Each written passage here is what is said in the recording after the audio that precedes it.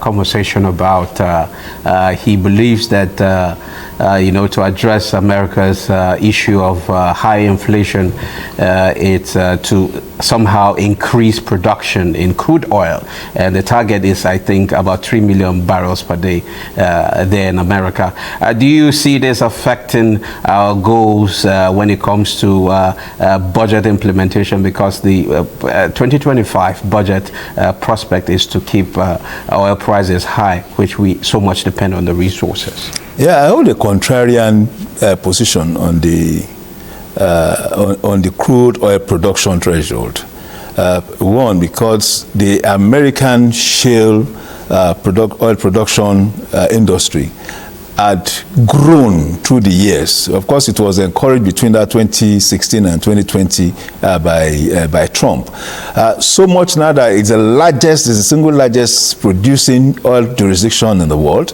Already has more than 12 million barrels a day production. And now the major investors are looking for value for investment rather than for market shares. So to a large extent, yes, there may be increase, but it will be relative. I can say that. Because when the shale industry was streamed into the oil industry, the global oil industry, it started at a low of 2 million barrels a day, and it needed to, of course, ramp up that production.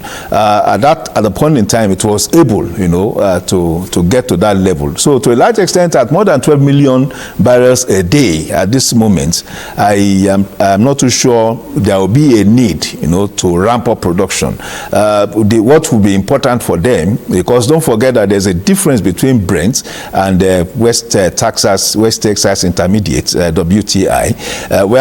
You always have some percentage difference, about 10-20% difference between the price of WTI and Brent. The important thing for the American crude oil producer now is to ensure the shareholder is to keep price at a particular level, higher level.